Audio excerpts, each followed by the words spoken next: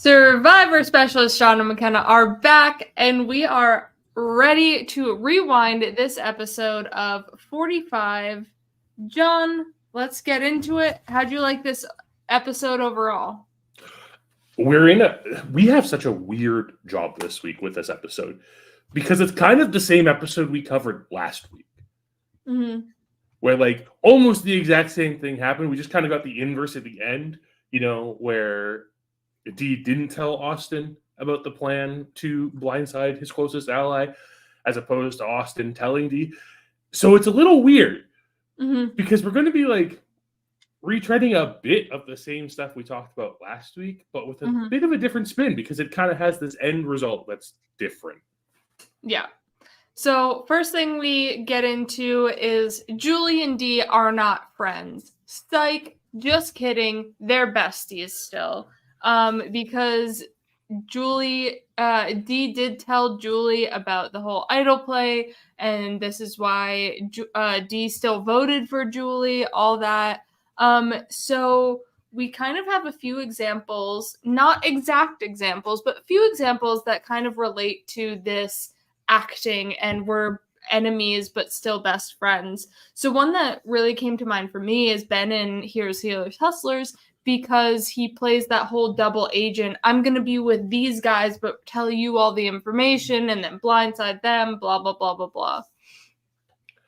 Yeah, and that one's really interesting because it happens so much earlier in the game than what we're seeing in 45, whereas it's happening at a point where, like, two alliances going back together, and it's not the remnants of an alliance that are being lied to here. I think one of the things that we noticed when we started talking about this last night was that there aren't many instances where people actually do this, where they just like flat up lie to conceal their relationship. Part of that's probably because of exhaustion from being on an island for X amount of days with little food. And, it's harder to act and lie at that point. But I think one of the prime examples we have of it is in Micronesia. After Eric wins immunity at Final Five and Natalie has to play her part in the entire plan to get him to give up said immunity necklace. And she has to emphasize how she's going to be going home. Yeah, exactly. That, Eric can save her and be the hero, that he's not going to get voted out. We're going to do something different. And this means Cirie will vote with us. That leads to Cirie talking to Eric being like, of course, yes. If you give the immunity necklace to Natalie, then I know you're solid and we're going forward. And we know what happens. Yeah, we do. And the other prime example of it, the closest example we have to what Dee and Julie are doing now, is the fight Sarah and Tony have after the Sophie blindside in Winners of War. Where while watching the season, we weren't 100% sure how real it was. But after post-game press and everything, we became aware that it was put on a bit in order to, help separate the two of them a little bit, despite the fact that it was their third season playing together. And lest we not forget, Russell Hantz in Heroes versus Villains, where the pre-merge, oh my goodness, it's a girls' club. Please, JT, help me. JT gives the idol at the merge. Then he's like, please, heroes, I'm with you. I'm not controlling the villains. Don't worry about me. Yep, not at all. No. The benefits of people not seeing the season you were on prior to you playing in the All-Star season. I think that is really interesting, especially when we consider our next example, which is Ozzy attempting to do the same thing in South Pacific at the merge and totally falling flat on his face because Ozzy is a terrible actor, apparently. But when we look at these examples as a whole, we see a lot of it happens at the merge. Or right after the merge, because there's still a lot of concealed information at that point. And I think what's really impressive of the way Dee handles this in 45 is Austin and Drew just actually believe her that she didn't tell Julie about this. Well, I think it's because of that, what you were mentioning before of the no food, no sleep. We're at the end game. And you know what? At this point, just let's move on and keep going. Mhm. And we missed our target. Let's try and get it again. Yeah, I suppose so. But there was like no even questioning of it, which was the most impressive point. And But I like, feel like that's why, Eric did what he did. It was at the yeah, same point in the game where, you know, there is no food. There is no, like, it's just yeah, running on absolute fumes. And you know where Eric runs on absolute fumes? Caramoan, the Caramoan. episode that we are watching over on the Patreon. It is episode 13. Don't say anything about my mom.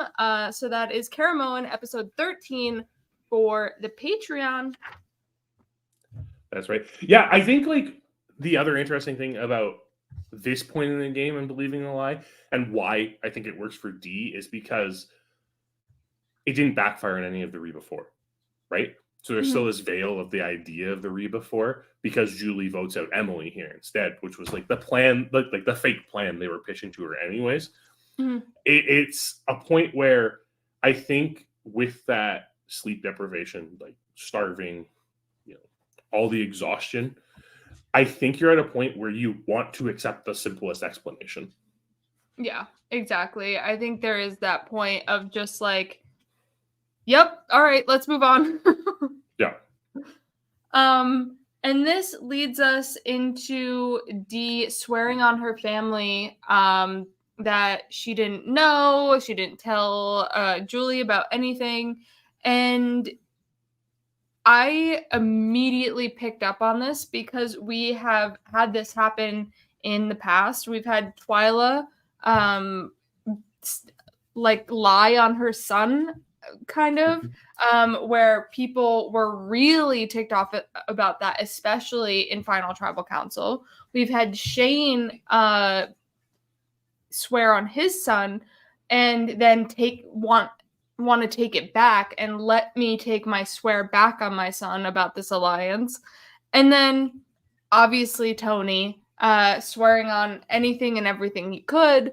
And he has that confessional of it doesn't mean anything to me, like Dee does Mhm. here. Yeah. I think it's really interesting, like how much 20 years has really changed the perspective of swearing on family members. Because obviously, like with the Twilight example, it comes to bite her in Final Tribal Council. And like, of course, Mhm. like Chris had done a lot of work to win over that jury and everything. Yeah. But like it's the main sticking point against Twilight is you swore on your Mhm. son and you broke that. Yep. And like people actually like care about it. Whereas like Mhm. now we're looking at 45, D is saying, I don't care. These are words. They don't mean anything to me.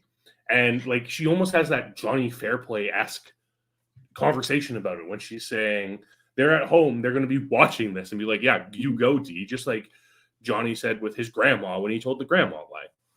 Yeah. And also what's interesting is Trish has this heart wrenching Final Tribal Council question speech to Tony Mhm. about his swearing on his grandfather, I believe.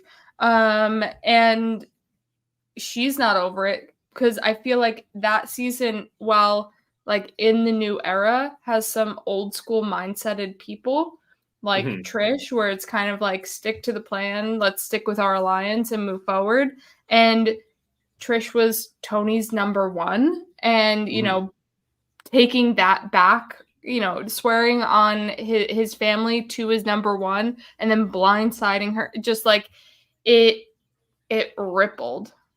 Now, from my understanding with that situation, Trish leaned into it a little bit at Final Tribal Council in order to kind of give Tony a softball that he could respond to like help the jury like him more. Mm-hmm. Uh, but I think the fact that she's preying on that old school mentality is huge Yeah. because that is something that up until that point has been a big deal, right? We have literally seen people on Survivor be like, I'm not going to swear on this family member because I can't do that. And Yep. obviously, like, it depends on your beliefs and just like the way you're raised and the way where you grew up. I think the location of whereabouts you are really impacts how much you take into this thought of like Mhm. swearing on someone. and what it means to you. But the reason why we see it come up in Survivor over and over again is because it does work on people. People take that really seriously, even if the people not saying, or the people who are saying they're swearing on someone don't. See, you can swear on a family member all day, every day to me. That won't mean anything. But if you give me a pinky swear, that better stick, because that is like life bonding. Gonna note that one in the back of the brain there. Yeah. So now we get into this reward challenge, and I thought it was so much fun. I thought it was it was new, it was fresh, but with some older elements to it. So we have the barrel roll, which is infamous in Worlds Apart, of them trying to barrel roll to the end of the challenge because, you know, Sierra Dawn Thomas can do it. Just because she's a barrel racer doesn't mean she races on barrels. That's not what barrel racing is. Yeah, well, to each their own. To be fair, I didn't know what barrel racing was until I moved to the middle of nowhere and I witnessed it firsthand. So I get where that confusion could come from. But the rolling of barrels, it's such a fascinating thing because I'm just shocked we have never actually seen it as a portion of a challenge before. Yeah, I mean, the only other time we saw the barrels incorporated in the challenge where you have to move them, because obviously we've seen barrels like stationed places, but is Nicaragua, where they do the same thing with the barrels and the planks. Yeah, it's just time we see them. An interesting prop that hasn't popped up in challenges as much as you would think. Which we should use more barrels as like actual parts of a challenge, because I thought this was a lot of fun. Yeah, I thought so too. And I really like the fact that they didn't say, hey, you have to walk on this barrel as far as possible, because they already show that it's not going to really work. Or like, I just envision people like rolling on the barrel and then like slipping and falling right on their back. And it just like gives me the heebie-jeebies of someone snapping in half. Yeah.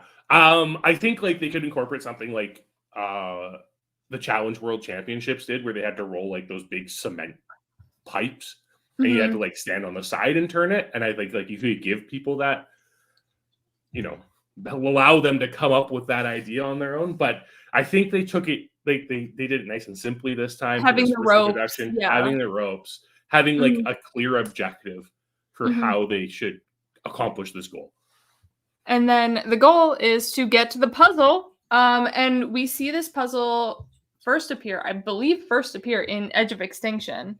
And I love this puzzle. It's hard, but I have completed it before, and it's not your typical slide puzzle. It takes a little bit more figuring out and maneuvering. It's not, there is a formula to it, as all slide puzzles, but like it's not an easier formula as in like normal, like a 4x4 or 5x5 slide puzzle. Yeah, it's not as intuitive, which is the big thing. Actually on Twitter last night, Carson kind of like went through the algorithm to show everyone, and Brando from this season actually has the record on that app for the fastest solve on this puzzle. Oh my gosh. Wow, that is crazy. Good thing he didn't make it that far. Yeah, because he could solve this slide puzzle in less than 13 seconds. That's insane. But can he do the barrel race? That's the question. He'd have to make it further in the season to find out. Yeah, exactly. All right. So this leads us to something we kind of touched upon last week with who goes on the reward, but that was more, you know, social strategy. This is kind of in a different vein of who do you leave at camp, which is what they discussed in the episode, and not taking your whole alliance, not leaving, you know, Julie, Katurah, and Jake alone on the beach, needing Drew to stay back. So this has happened a few times before in Survivor, where people have smartly thought, oh, let me bring this person with me so these guys stay back and there's someone monitoring. Yeah, and it's a tough one to pinpoint because a lot of the time it kind of goes unspoken, right? Mm-hmm. But it's those instances. I think we saw it a lot with like family visits, Mm-hmm. where you don't pick your closest ally, you pick your second closest ally, so your closest ally can still stay at camp and kind of keep an eye on things. You mean family visits, like the episode we're watching of Karamoan? Yes, that's exactly right. Yeah, it's interesting because like we see in this family visit, Brenda takes Dawn, one of her closest allies, if not her closest ally, and that backfires on her. If she took, Eric, who was in her alliance, Dawn might not have flipped and she might have had another episode or two longer in the game. Yeah. So it all depends on who you bring with you. Yeah, and I mean, Austin handled this really well. He left the three people who would never work with each other, like could never actually be like, the three of us should vote someone out together. Yeah, I'm just sad it wasn't like a little date. It was kind of like a third wheel. Yeah. So it wasn't like a Boston Rob and Amber movie theater moment. It was like a Natalie Anderson, John and Jacqueline in a bed situation. Yeah, and this, like, the third wheel doesn't come up that often because when we think about, like, Survivor couples, there aren't many who ever get to this point where it's like, hey, you're taking an extra person on this reward with you, so here, have fun. Yeah. So it's not even surprising that the only like pure example of this comes from a Blood versus Water season where there are innately couples on the season. Yeah, exactly.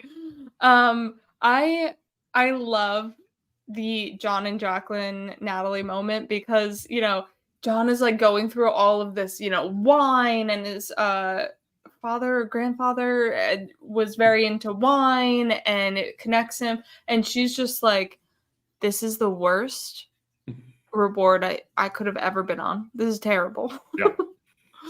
Please, here, have more wine and tell me more about this. It's just funny. And I mean, we've all been there, right? Like, and it doesn't even have to be like a third wheel with a romantic couple. Even if you're just like there with people who are much closer friends than you are, it's an awkward thing. And we see it more. I think we're going to start seeing it more in this new era of Survivor as we've gone to the point where, just based on like what rewards we're seeing, we're getting to these three people rewards a lot now. Which is great. It's great to go back to that. Yeah. And you know what it's also great to go back to? Idol clues. Yes. Oh my God, yes. How many times have we talked about it? How many times have we talked about idol clues? Just like the hunt for an idol is so boring when they can just go out into the forest and find it. And it's so much more fun when they have to like put effort in and like risk being caught because it's in an obvious spot. Right. So I also love it because like it's going to be hard for Jake or anybody to stumble upon this idol because it's like hidden in a compartment in the raft where like, you could stumble upon the idol in the woods without a clue. But this way, with hiding them specifically like this, that you're only going to be finding the clue. You're not going to be finding the idol. Like, bring back the idols at challenges or at tribal council, or, you have to go off into the woods like Jeremy did. Like, these idol clues, whether it be like very direct of go to the raft, it's there, or like maybe more of a search, like a Exile Island kind of in Fans versus Favorites, where you got to go back, forth, over this way. Like, I love the search, and with 90-minute episodes, we can afford the search. Yeah, and you know what? It doesn't even have to be that complicated. Like, it doesn't have to be, oh, hey, you need to build this contraption in the raft, which, by the way, there was no way anyone was finding that without a clue at all. Unless they like the only situation I could see is if somehow they hit that raft at the exact right angle to pop that cap off. Yeah, And I don't even know if it's possible. or they were because like, that "This didn't looks really happen. weird," and twist it. I don't know. Like, but Like, nobody's it's- ever at the raft enough. Like, no, we're not going out No. fishing all that often. Like, it's Yeah. just very like we're at camp. But like, it's as simple as burying idols again. How like Mhm. we've seen idols being buried before. Obviously, we saw it in Fiji. We saw it in Fiji. We saw it in Cook Islands. Mhm. The Tyler Perry idol, and that is buried and Very. everything. I mean, Panama. We can like name Yeah. all of these buried idols. Redemption Island's idol was buried. Like it's these little things where it's like this little bit more complexity in these idols because like we're watching a season now that has had very few advantages in it, Mm-hmm. right? Because when one of the pre-merge idols was never found. Yep. One was left, like one left with a person. Yeah. And then like you had the amulet, and then this is the only idol that's been found in the post-merge. Mm-hmm. Like production's just doing a great job at limiting the amount of advantages, but also like bringing back the fun of finding an advantage. Because Jake had to do something we've never seen before, which is get naked. Like, what a strategy to make sure no one comes around you. It's like, I am changing. Yeah, I'm gonna go change down at the beach, and there he goes idol hunting, and then gets unchanged again, and is just like, nobody's gonna suspect this. I have to imagine the scene where he says he's going down the beach to change is after he's already found the idol clue. Probably. But I did tell John we are not talking about crotch idols. So there have been crotch idols in Survivor history, but we're not going to talk about them because we'll get it sometimes. Don't worry, listeners. We'll get it sometime. Nope. So now we're also going to dive into the showboaty kind of rewards. So like we have this helicopter fly by and they're like, "Whoa, hi, how's it going? We're going on this reward. Goodbye." Where it's kind of like in your face and it's very sucky because then you're just like, they're on that helicopter and I'm on this beach. Yeah, I obviously the prime example of this is Cara Moen with the family visit where episode 13? Yes, episode 13 of Cara Moen. That's the one. This barge is like 100 feet off the beach with like everyone having fun, having food. It is the worst. And don't worry, if you tune into the Patreon tomorrow, you will hear me talk about this challenge and this reward so much because it's a sticking point for me. It's a massive sticking point for me. But we also get things like the episode of Australia we watched earlier this season. If you haven't listened to that Patreon episode, that's an opportunity to go back to that. But just like having the helicopter land at the beach and take them and take like Jerry and Colby to the Great Barrier Reef, right? It's that's subtle sometimes about the showboatiness. It often involves a helicopter. So I guess that's not really subtle because helicopters are kind of like big and loud. But yeah. It can be smaller, right? Because it could be like those the food that you win that you have at the beach. Mm-hmm. Yeah, or even if you go back to like the SOS signal challenges where you hear the plane, you're like, yes, here it goes. Here, we're gonna get it. We're gonna get the reward. We're gonna get the food, and then it doesn't show up at your beach, and the other tribe has it, and it's just like, well, why didn't we get it? Why wasn't ours better than theirs? What did they do? And so it's that like cycle that Drew's going through of why was it D? Why wasn't it me? Why do I have to babysit? I took him on rewards. I took him on that reward. Like no one is ever taking me on a reward. What is up with this? It's a really good question. Like, and again, it goes back to that idea we have of like who you're picking to go on a reward. I don't think anyone is faulting Austin for picking D on this reward. Like romantic picnic on a sand spit. Come on. he didn't even hesitate. He immediately knew who he was taking on this reward. Yeah. So let's get into the immunity challenge. It is new in theory, but not totally. So the way it's new is they have to stand on a plank and there's a ball at the end and they have to try and not drop the ball. But this is basically the challenge where you have to hold up the plank and there's a pot on top of it. Don't let the pot fall. So that's called leg up / free will. And we see it as two Redemption Island duels in Redemption Island and Blood versus Water. Andrea goes against Matt, Grant, and Mike. And then Tina wins against Laura and Hayden to get back in. I think I like it as a duel where it's like only between a couple people. It doesn't last as long. It just feels more intense than with an immunity challenge.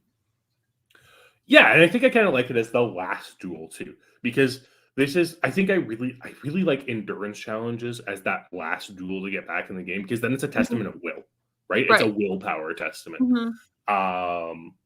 This challenge can take a long time. What, last night it took 21 minutes? No, that was the dream team. I think it took around 17 minutes. So, and a part of that is I actually think this is harder than the vase because the ball has more mobility. Although they gave them a lot of like that edge for it to. There was a lip. There was a big lip. I mean, not big lip, but like there was enough where I feel like if you couldn't do that with the vase, where it's like if you were wobbling, that would have dropped. Yeah, I suppose if you're like Drew with that vase is gone. Sorry, vase for for all of us here in America. Yeah. And then we see it in Co-Wrong. And this is one of my favorite reward challenges that Survivor's done. I really love this challenge where it's a testament of will. And do you want love? Do you want advantage? Or do you want food? And you can choose, and you only have to battle those people that are in your category. So we see Julia win love. We see Michelle win food. And then Ty win the advantage. Yeah. It's really interesting because I guess this week's episode of 45 is the first time this has been used as an immunity challenge, which is weird because it seems like something that would make sense to be used as an immunity challenge. But the reward one is so interesting because you had to reveal which reward you were going for, like all at the same time, right? Yeah. So you don't know who you're going to compete against. You can't even like game it so you know where you have a better advantage. Yeah. And I just love that, like, you know, you got loved one letters and it wasn't a social strategy. Where I also do love that it's a social strategy too, but like I just like that they can compete for their own thing and there's no fault for sitting out and wanting to go get food. There's no like target. Well, there kind of is a target on your back if you go to advantage because there's other options, but there's less of a target on your back because other people want the advantage too. You know, there's less of a threat level on all parts. Yeah, 100%. It just like spreads it out, right? Because when you have multiple people winning individual rewards, it doesn't feel as threatening as, oh, Brenda's won a bunch of challenges in Caramoan and now she's a threat. Yeah, exactly. Well, that's it for us here with this episode. But we will be recapping Caramoan Season 26, Episode 13, Don't Say Anything About My Mom, over on the Patreon. John, what's up in the Specialist Universe? Well, this wasn't only the penultimate episode of Survivor this week, it's also Alexa's penultimate recap with the Specialist. So if you haven't checked that out yet, make sure to check out the recap from last night. The Prediction and Power Rankings is going to be happening on Monday at 7 p.m. Eastern with James Jones from season 43.